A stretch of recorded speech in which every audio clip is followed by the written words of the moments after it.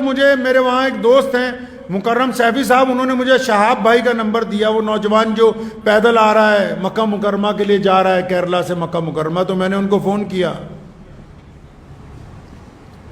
تو وہ راستے میں تھے، تو ان کے ایک دوست نے فون اٹھایا، تو انہوں نے کہا نماز کا وقت ہے، کسی ہوٹل میں رکے ہوئے ہیں، تو میں نے انہیں دعوت دی کہ پنجاب سے گزریں، آپ کا ہر قدم کے اوپر انشاءاللہ تعالی استقبال ہوگا اس زمین کے اوپر، تو شاید آنے والے دنوں میں وہ ہم لوگوں کے درمیان سے گزریں گے۔ لیکن میں یوٹیوب پہ دیکھا کہ کئی مولویوں نے 2-3 باتیں کی، جی پیدل نہیں جانا چاہیے، یہ نہیں کرنا چاہیے۔ جو گھر سے مسجد تک نہیں جا سکتے وہ یہ بتا رہے ہیں کہ یہ نوجوان بیت اللہ تک جائے گا کہ نہیں جائے گا۔ مزے کی بات تو یہ ہے، جو اپنے گھر سے مسجد تک پیدل نہیں جا سکتے، جنہوں نے کچھ خود فن نہ کیا ہو، کوئی خود خدمت نہ انجام دی ہو۔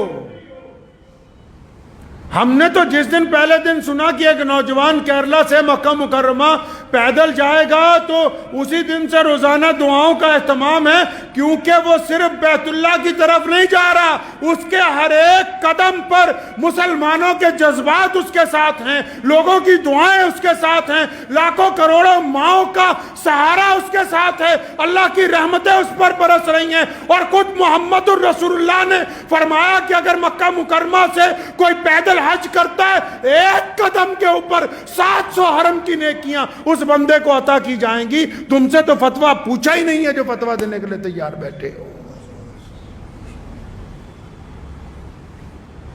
کتنے ائمہ ہیں، اٹھاؤ امام احمد بن حنبل رحمۃ اللہ علیہ کو، امام ابن تیمیہ کو، امام ابو حنیفہ کو، سیدنا حسن رضی اللہ تعالیٰ عنہ کو، کتنے بڑے بڑے لوگ ہیں جنہوں نے ساری زندگی بیت اللہ کا حج پیدل کیا۔ کتنی جماعتیں ہیں روز پیدل سفر کر رہی ہیں پوری دنیا کے اندر۔ دراصل بات یہ نہیں ہے، کئی یہ کہتے ہیں کہ نیت پتہ نہیں کیا ہے، نیتوں پر اللہ کا دار و مدار ہے۔ رسول اللہ نے فرمایا جس کی نیت اچھی ہوگی اس کا عمل قبول ہوگا، اور جن لوگوں کے عمل قبول ہوتے ہیں اللہ ان کی مدد فرماتے ہیں۔ وہ بندہ کل تک جس کو کوئی جانتا نہیں تھا، آج اس کے انتظار میں لاکھوں لوگ سڑکوں کے اوپر کھڑے ہوئے ہیں۔ صرف مسلمان ہی نہیں، اس ملک کے تمام لوگ، کیونکہ لوگ یہ سمجھتے ہیں اس بات کو اچھی طرح کہ جو بندہ اتنی دور سفر پہ اپنے رب کے گھر کی طرف پیدل جا رہا ہے، اس کے اندر اللہ تبارک و تعالیٰ نے ایمان کی دولت رکھی ہے۔ یہ اتنے عاشقان رسول اس لیے نکلے کیونکہ علامہ نے کہا نا کہ کی محمد سے وفا تو نے، کی محمد سے وفا تو نے تو ہم تیرے ہیں، یہ جہاں چیز ہے کیا، لوح و قلم تیرے۔ جب بندہ اللہ کی طرف چلتا ہے تو کائنات کی ہر شے اس کی مدد کے لیے تیار ہو جاتی ہے۔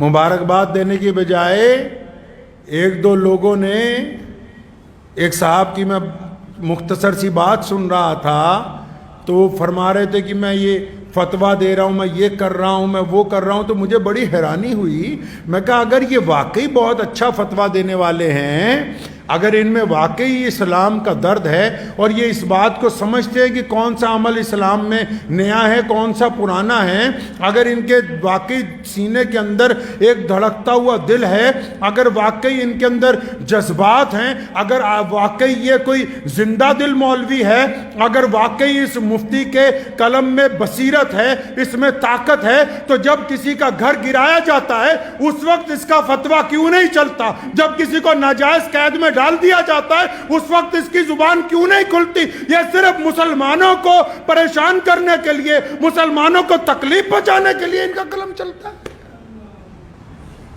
ہاں اگر ان کا قلم اس وقت چلا ہوتا تو آج اس قلم کے آگے ہم سر خمے تسلیم کر دیتے، لیکن پتہ یہ لگا کہ ان کو حسد کی بیماری لگ گئی،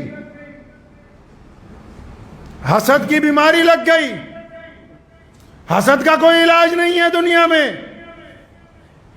جو خود کچھ نہیں کر سکتے، یاد رکھیے گا زندگی میں آپ سب لوگ، ہر نوجوان اس بات کو یاد رکھے، ہر بیٹی، ہر بڑا، ہر چھوٹا اس بات کو یاد رکھیں، کیونکہ کئی لوگ ہر جگہ کچھ نہ کچھ لوگ ہوتے ہیں جو کسی نہ کسی کو پریشان کرتے ہیں، چاہے تعلیم میں، چاہے گھر میں، چاہے کاروبار میں، کوئی نہ کوئی لوگوں کا عادت ہوتی سارا دن فون کر کے، اچھا فلاں بندہ تیرے بارے میں یہ بات کہہ رہا تھا، فلاں بندہ تیرے بارے میں یہ بات کہہ رہا تھا۔ یاد رکھو، دل کی تختی پر لکھ کے لے جاؤ، جو خود کچھ نہیں کر سکتے وہ صرف تنقید کرتے ہیں، اور جو تنقید کرتے ہیں وہ اس بات کو مانتے ہیں کہ آپ ان سے آگے بڑھ گئے، یہ اس بات کو تسلیم کرتے ہیں۔ اس لیے شہاب بھائی کو کہنا چاہتا ہوں کہ اگر کوئی ایک دو لوگ تنقید بھی کر رہے ہیں تو انہوں نے مان لیا کہ تم ان سے افضل ہو۔ تنقید کرنے والے نے اس بات کو تسلیم کر لیا۔ ہر سال 1-2 حاجی پیدل پہنچتے ہیں، آپ کو پتہ ہے، لیکن یہ سرکاری مولوی تب نہیں بولے۔ اس سال جب انگلینڈ سے پیدل حج کرنے والا چلتا ہوا 6,500 کلومیٹر کے بعد مکہ پہنچا، وہاں کے حکمرانوں نے اس کا استقبال کیا، تب یہاں کا کوئی مولوی نہیں بولا۔ کیوں؟ کیونکہ وہاں سے چندہ لینے جانا ہے۔ پچھلے سال رشیا سے، کوہ قفقاز سے ہمارا ایک بہادر بھائی 13,500 کلومیٹر کا سفر کر کے بیت اللہ کے حج کے لیے پیدل گیا۔ یہ پہلی بار نہیں ایسا ہو رہا ہے۔ ابھی پوری دنیا کے سارے ملکوں میں سے ایک نوجوان اکیلا موٹر سائیکل کی سواری کر کے اس حج کے اندر شامل ہوا ہے۔ تو یہ جو اب پیدل جا رہا ہے، آپ کیا سمجھتے ہیں کہ اس کے پیدل چلنے سے صرف شہاب بھائی کا حج ہوگا؟ نہیں، جب وہ شہاب پیدل چلتا ہے تو لاکھوں دلوں کے اندر بیت اللہ کو دیکھنے کی تڑپ پیدا ہوتی ہے، اس کو ثواب اس کو نہیں ملے گا؟ جب پیدل چلتا ہے کروڑوں دعائیں ساتھ میں چلتی ہیں۔